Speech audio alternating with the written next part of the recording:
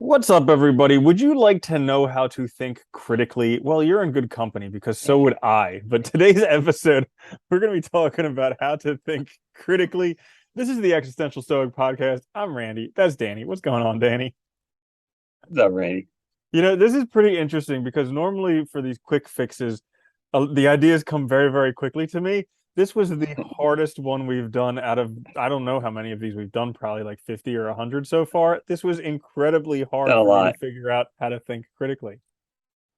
But I think this is one of those things where it's one of those things where every industry, every education system loves to talk about.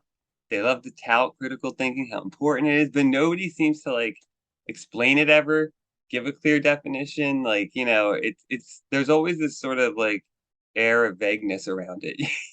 Like where Well, it's like when I not was trying clear. to think of it, I was trying to think like, what exactly does this mean? I was thinking of that cartoon TV show, The Critic, and I was like, is it trying to Yeah. think like him, like Jay Sherman? I Be mean, critical. it Yeah. stinks. Yeah, I guess like that's it. That is funny, dude. Like, what does it? I think it means like I don't it's kind of hard because it is hard to define because I think it depends on the way you're looking at it. It could mean many different things. I think at the very least it means like exploring things in a way that's deeper than you normally would. That's takes into account more things. That's more outside the box. Maybe that's more open.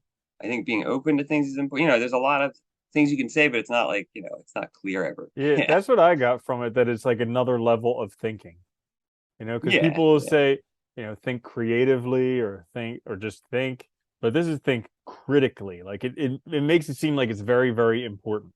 So, anyways, Yeah. that being said, we're Yeah. each going to share three ideas Being for how said. to think critically. I'll go first because I introduced the episode. My first one is whenever you're thinking about something, also think about the opposite case because that lets you see both sides of the coin. Like oftentimes people will see percentages like, oh, there's a 76% chance that this will happen. And it's like, yes, but there's also a 24% chance that it won't.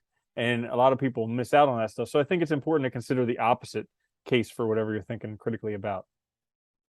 Yeah, I think that's like probably one of the most important things is like, it's like we see this all the time where people like, they watch the news and they only watch one station and they only get one perspective. Or the whole thing with COVID and when they were giving us all those numbers during COVID, but people not really actually looking at the other side and understanding what those numbers mean and, being able to make sense of them. It's like instead of just taking things at face value, right? Looking at that other perspective, trying to kind of even challenge yourself. I think that's super important for Yeah, or critical thinking. putting it in perspective. I saw a news headline that some new virus infected 34 people in China and nobody died. And it's like, wow, 34 people in a population of a billion. Do you realize how And no one negligible that died. is? That's Yeah. nothing, you know? Oh my God, that's so yeah, it's like, and I think that's part of it is like challenging yourself and also seeing, not just limiting yourself to one perspective. That's really good. Yeah. It's a good one. That goes nicely with my first one too, which is I always ask questions and always be willing to ask the hard questions because I think that is like part of learning how to think critically is really just learning how to ask good questions and learning how to ask effective questions and not being afraid of them. Because I think that's like most people are afraid to like ask that next difficulty, right? That's a great one. I've been watching a lot of Columbo recently, old detective show from the 70s, and he's great at asking questions because he always has and one more thing.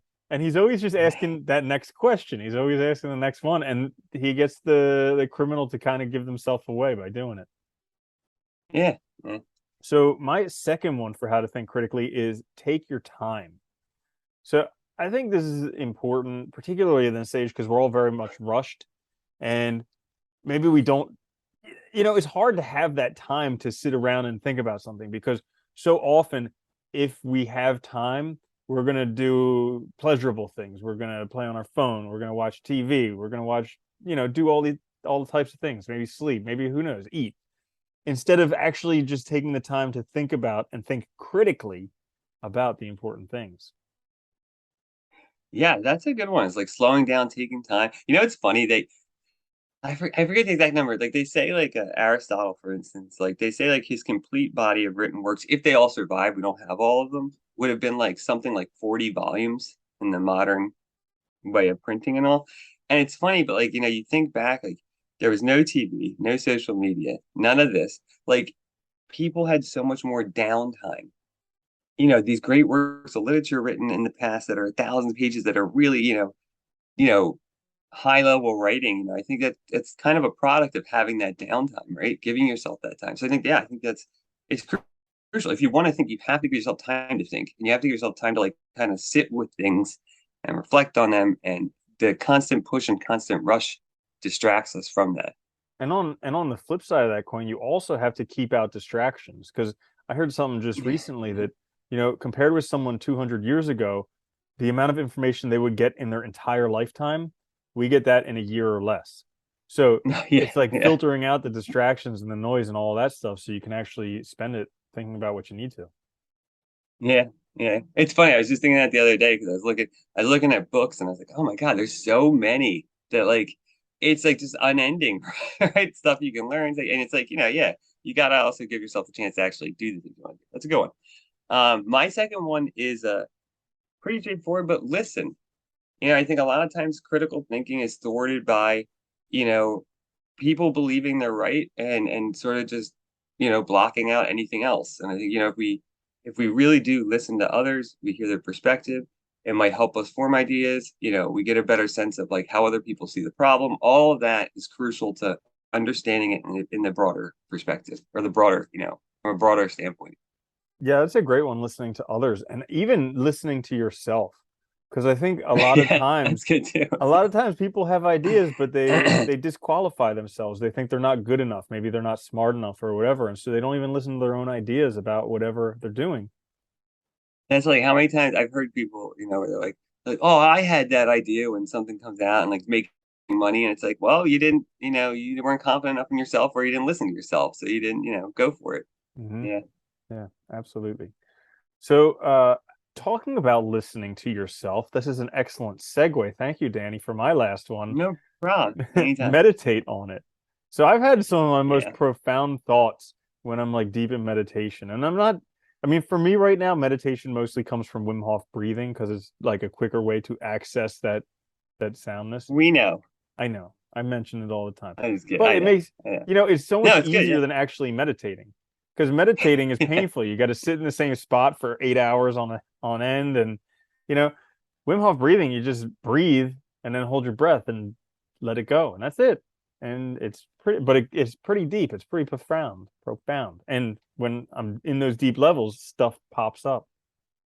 Well, it's funny. It's like I think meditation is crucial. I think that's a really good one. And when people hear that a lot of times, I think they do get I notice it does turn off a lot of people because it's like, oh, it takes time, you gotta learn. And it's like, well, you already do it though. If you really think like when your ideas come in the shower, you're basically in a meditative state, right? You're doing something you've done so many times. You're letting your mind just kind of clear while you do this process, and then your mind's free to sort of work out these things. So I think if you ever had that kind of epiphany happen, you've already seen the value of meditating, and meditating is just trying to get into that state on your own rather than you know when it just happens. So I Hmm. think, yeah, it's a good one. We need to give ourselves that time and designate time every day to give ourselves to kind of just clear our heads and let our brains sort of process. Because it also allows the subconscious or the unconscious or that other part of our Yeah, mind to work it out, as opposed to just the rational brain. It allows the other part of it to work on yeah. it. Consciousness is crazy, isn't it? Mm, tell It's me like about it. so confusing. Tell me Yeah. about it. So my last one, and I think this is important, which is try to see things from many perspectives. One of my favorite quotes from Nietzsche. He's a perspectivist, and he said, he kind of rejected the idea of like objective truths, and he thought that the closest we can get to objectivity is to see things from as many perspectives as possible, because then we understand its meaning and is from as many different points of view essentially as possible. And I think this is a really important thing for critical thinking, which is, just we have this tendency to emphasize like specialization now, and I think that's really detrimental to critical thinking. You really want to broaden your horizons, broad perspective, to see the thing really in and the different kinds of problems that might arise. I guess if that makes Yeah. sense. Isn't it interesting that we all think that our subjective experience is correct? and we let like other people and whatever happens in reality piss us off because we're like, it should be my way. It's not fair. The universe sucks. Wah. Well, I mean, I guess we're most familiar with ours, right? Yeah. Like, I don't know. Oh yeah, without a doubt. But It's yeah, that's funny a though. great It point. is funny. Taking a look at all the perspectives, putting yourself in other people's shoes. So there you have it. 6 quick tips for how to think critically. This is the Existential Stoic podcast. Check us out on Mhm. YouTube and all your podcasting services. I'm Randy. That's Danny. I'll see you later, Danny. Later, Randy.